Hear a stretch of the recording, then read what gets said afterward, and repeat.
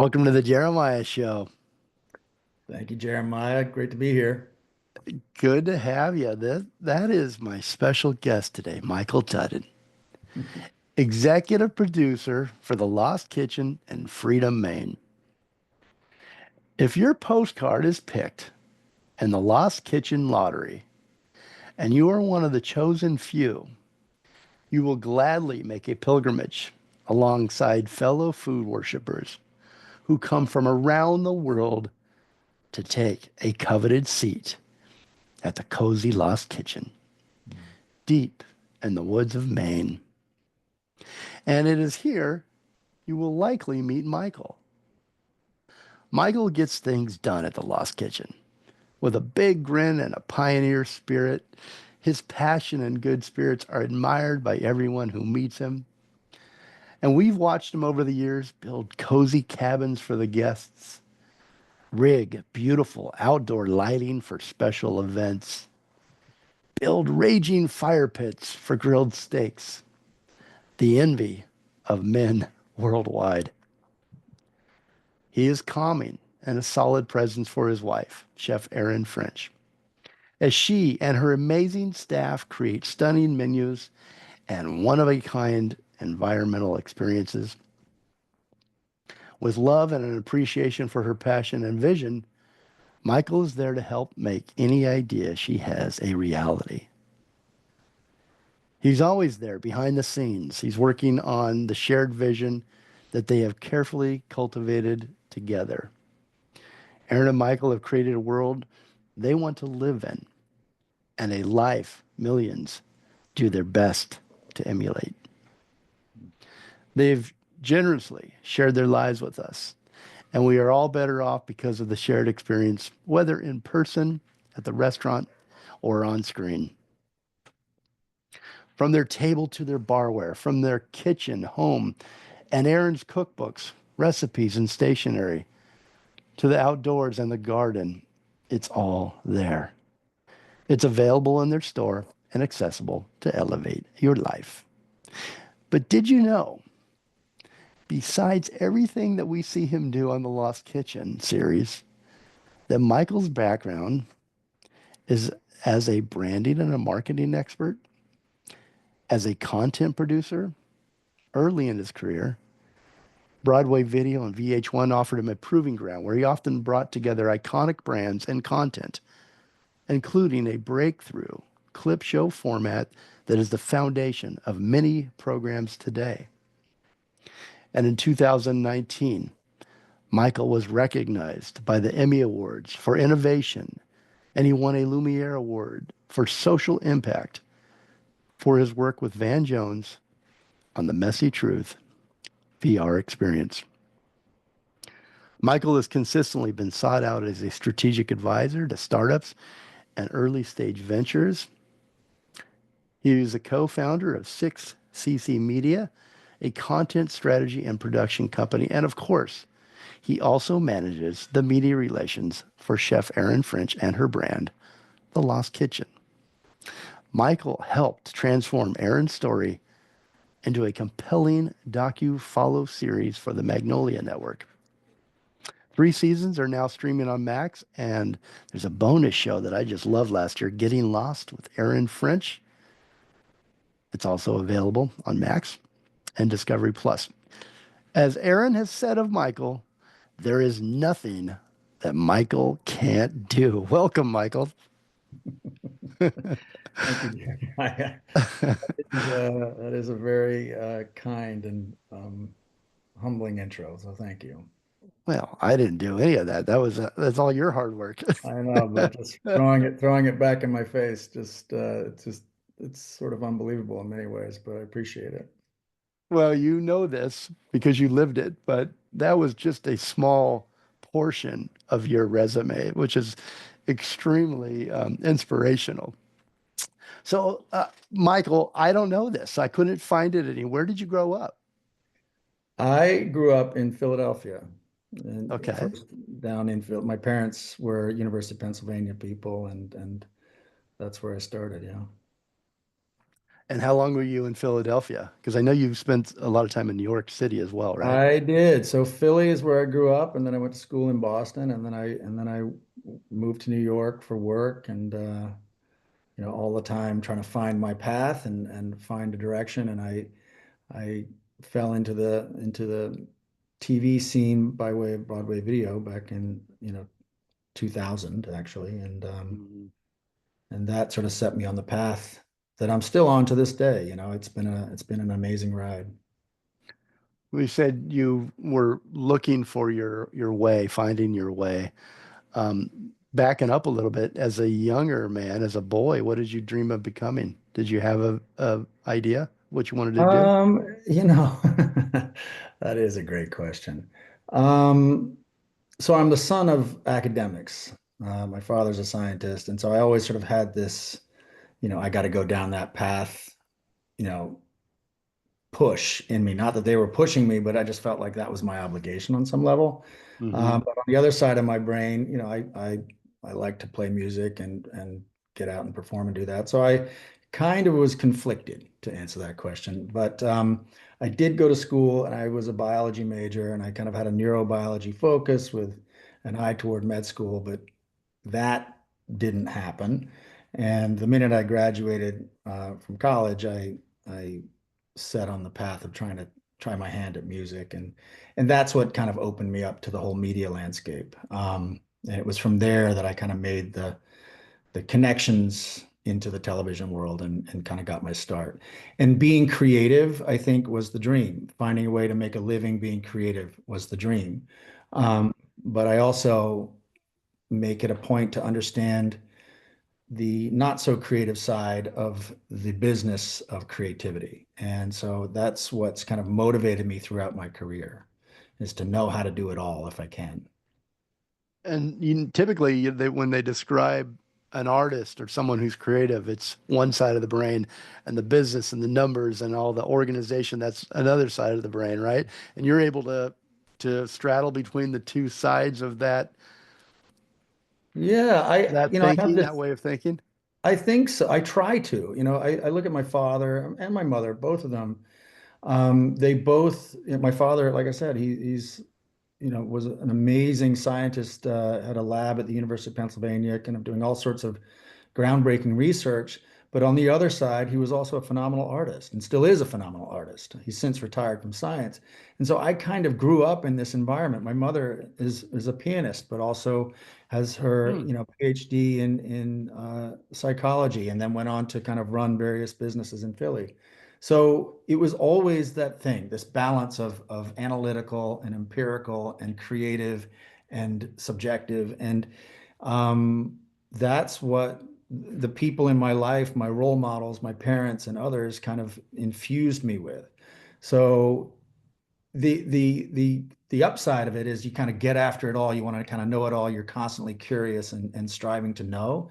The challenge is it can be a lot to kind of wrangle if Right. you can, you got to be careful, I think. But yeah, it's always I'm motivated by curiosity and wanting to know how things work, and um that's what underpins that fence straddling, as you say. So originally you wanted to pursue music. What instruments did you play, or do you play? Guitar Guitar? primarily. Yeah, yeah. And did you start a band at any point? I did. I mean, we're not Yes. going to talk too much about that, but I still Come keep a on. tether into that world. Can we find the music anywhere? If I, I mean, probably if you dig hard enough, yeah. but that it's still very much a part of who I am and part of my past, and I feel fortunate to have that as an outlet. But of course, I didn't make my career as a musician. Now, are you a singer and a guitar player? Yeah, In addition? man, I was your stereotypical front man from the '90s. That's Oh, great. what. Actually, I want to see the music and I want to see some pictures, but I'd Yeah, like we to could. find. They're I locked don't away mean in a to. vault. Yeah, you locked. They're never going to be found again. Yeah, yeah. Um, what was the name of the band? If I just because I'm curious. It was just my name. It was just Your Michael. name. Yeah, Okay, cool. yeah. Well, God, I wish I Don't could have embarrass me found now.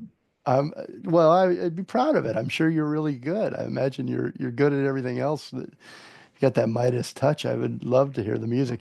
I wish that I had the music, some of your music for the music soundtrack today. But what I did was I went to, you sent me the Lost Kitchen soundtrack on Spotify, and I found that again and took some music from there that I thought that kind of matched you a little bit. But man, I would love to hear your music. Maybe one day. Maybe One day, when one you day. come out to Santa Barbara and I get to hang out with you a little bit, we'll pull out the guitar.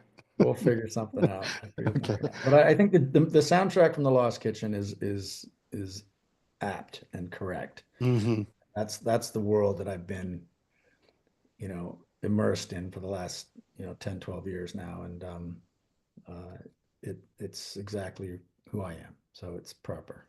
Yeah, good, good, and some great music on that sound on that playlist. Um, It's all my wife. She does that. yeah, So well, Erin is phenomenally musical. She doesn't play an instrument, but she has an ear and a heart to receive all of it. And she part of building those experiences at the Lost Kitchen is laying the foundation with an amazing musical environment to kind of support everything else that goes on in the dining room. And every year I would watch her, put together a new playlist, adding and subtracting from the playlist from the year before, inspired by new songs that are coming through and whatnot. And she does create this audio experience that kind of really, over the years has gotten more and more people responding to it in during dinner services. It's kind of phenomenal. And we share that. We share, for the most part, her choices are impeccable and they do the right thing in the right way. And we will listen to that music, you know, when we're not at the restaurant and we're just at home hanging out. So it's a mood, it's a feeling, and it gives you a feeling of you guys. I mean, you watch the show and we get a good feeling of the warmth and the environment and what you're going for, what you're striving for. But then when you listen to the soundtrack, um, it fills out another sense for you, right? If you're in the restaurant, you've got the taste and the smell, and you've got all those things. This is now sound, and so it really rounds out that feeling of the Lost Kitchen and Mhm. what you're going for. I did notice, it's funny you say she takes away and adds and it keeps it up to date. I did notice that there were some songs that had been on there that were on there from last October, but Sure. but there were a lot of new songs, and I really liked them a lot. Do you start the playlist when people come in, and then is it timed so it's up through a perfect service?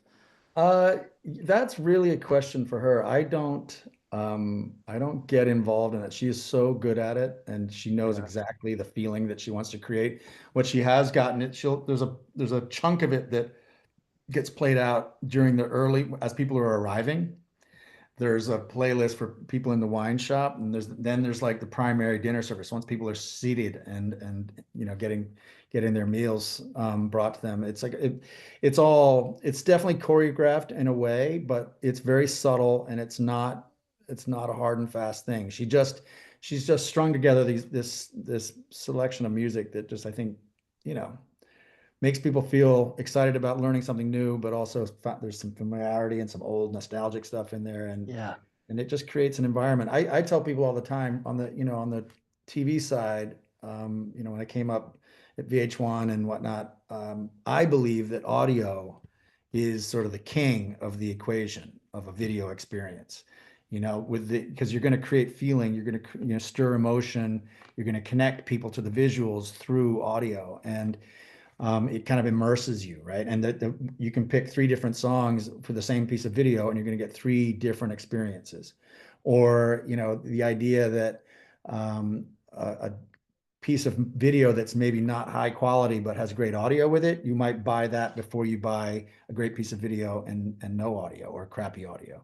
So the idea that audio is an amazing piece of the experience is she carries that forward as well, and we share that just intuitively, instinctively as an approach to creating experiences. And so that is all her. She does a phenomenal job. creative. I mean, everything that you guys touch and think about is thought through, and creativity goes into it. Which do you ever reflect back on that and say, well, I'm still look at the creativity that I'm bringing to my life daily. Like I get this Yeah, opportunity to do that. That's pretty amazing. it, Not it, not it not is. everybody can say they can follow their childhood dream through. It is true. As I started to make the move for, sort of moving to Maine full time all the time as my son got older and went to college and all that. Um, and we started making the Lost Kitchen series here. And I was coming back to my own creative roots as a TV producer and as a storyteller in that medium. And I'm working with my wife, who I just think is obviously the most talented person I know. I mean, she is just instinctively amazing at connecting with people and telling great stories with the right choice of words and the right cadence and the right tone and the right projection. And she just pops out and it just connects. And there was a moment during one of the like maybe the second season of The Lost Kitchen, and we would shoot all of her sit down interviews were shot in the barn, our barn at home. And so we'd shoot the show all week. And then the last day, she's sitting just getting question after question and kind of speaking to the experience of the week. And I would be in there, listening and kind of giving notes occasionally, supporting the production team that was there. But I did have, this pinch me moment. They're like, here I am, at home, working with my wife on a TV show that we love, telling a Yeah. story that we're proud of. How lucky am I? There was a little bit of a this Mm. is this is some full circle, the gratitude that I have for having been able to, be part of that production and that opportunity is immense. I will never take it for granted ever. And, I do feel fortunate. We both feel fortunate that we're able to work with each other in this way. And so yes, it's not lost on me at all. And I love that because a lot of time, all of us have a hard time reflecting and sitting back and saying, "Hey, that was pretty good. I deserve a pat on the back." I love what I'm doing. You mentioned how eloquent she is, Erin, how she connects with people. On the show, she does these speeches right at dinner time, right before service, before everybody's served.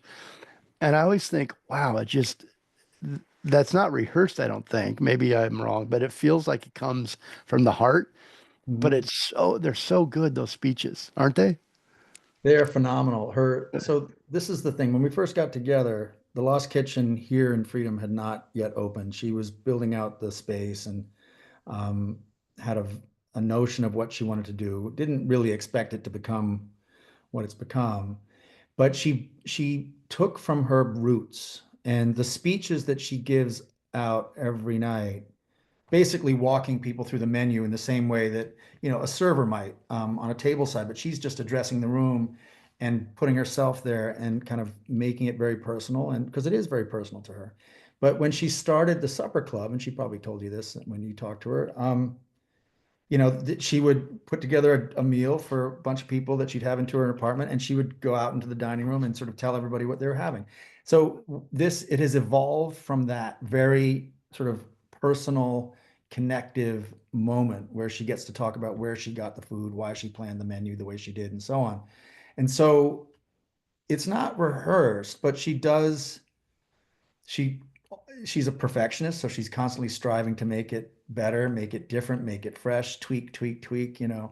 And this is where this is one of the areas that we have kind of fallen into this great rhythm where she is doing her magic and bringing her amazing talent. And I get to be that sounding board and kind of feed back and feed in and offer up 2 cents of advice here and there to kind of shape and hone and make sure that she understands what she should be confident about, which is pretty much everything.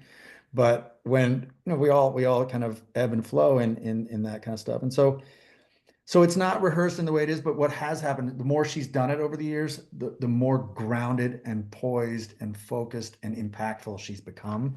And I couldn't be, I mean, I'm just in awe, to be honest. I mean, Yeah. as somebody who kind of come up through all of that in New York and whatnot, like to watch her do what she does and touch people the way she does and connect, it's a gift she has. Yeah, it It's an is. It absolute is. innate gift.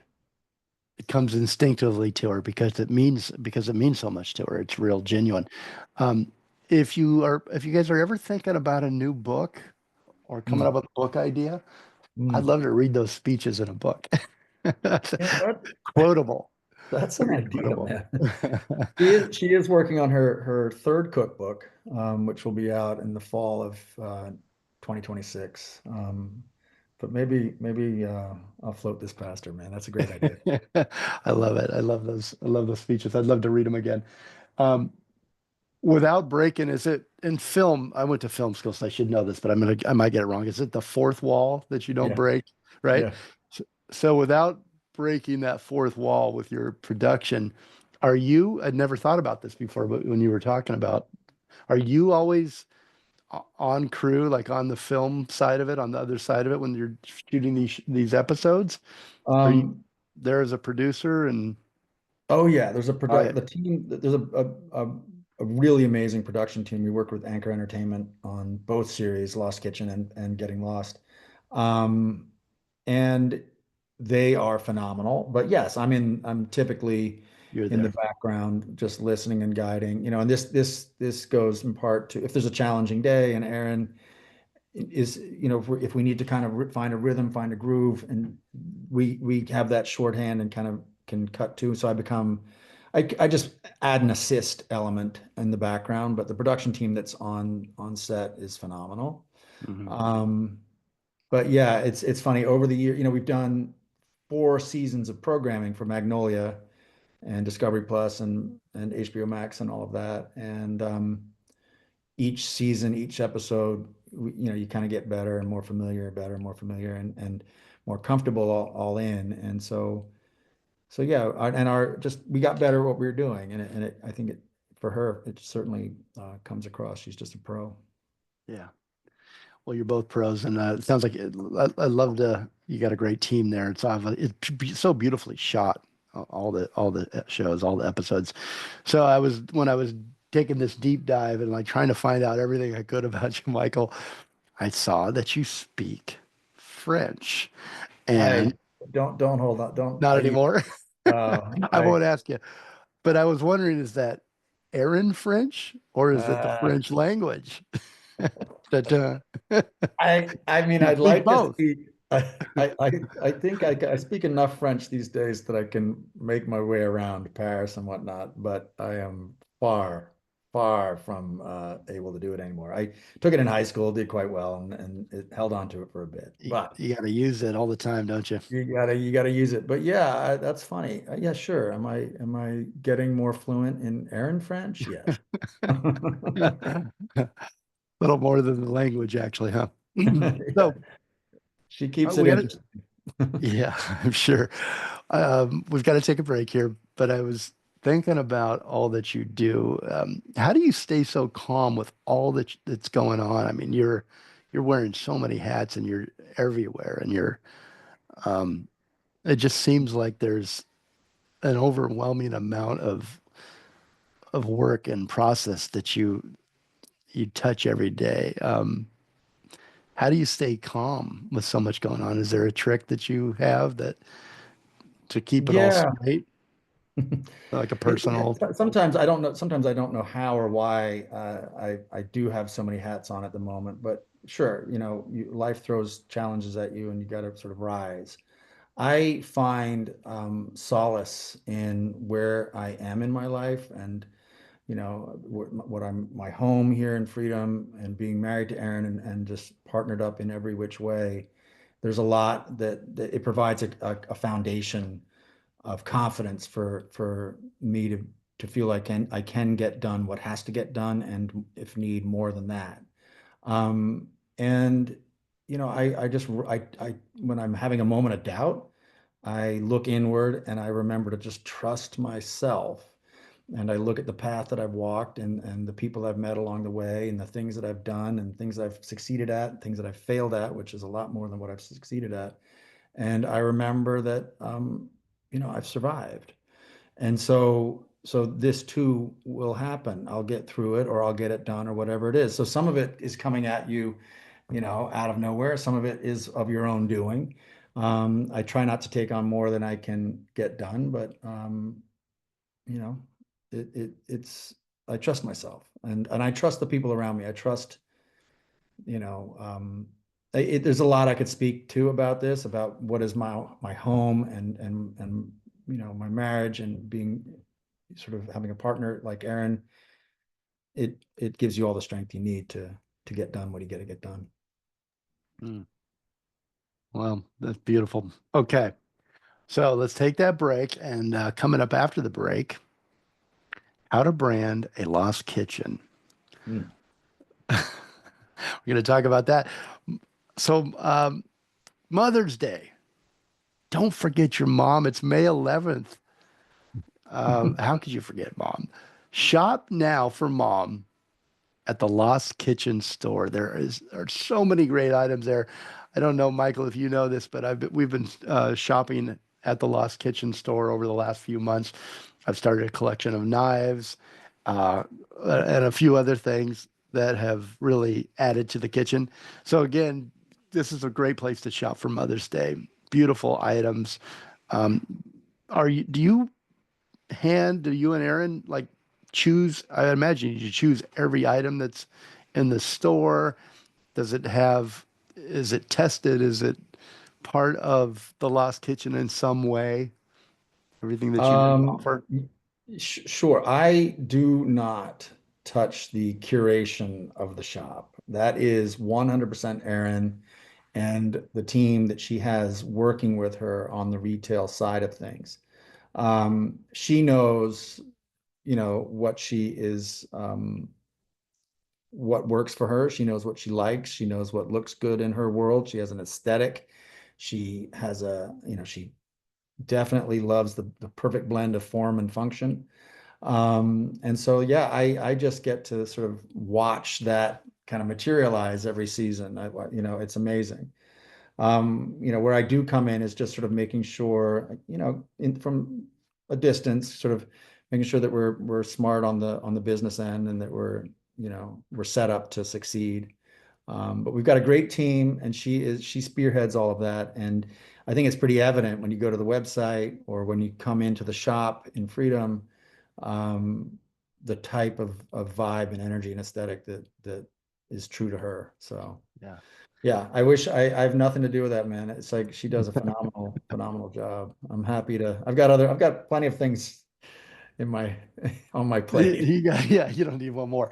So Yeah. you said your dad's still a great artist. Is your mom still with you, I hope?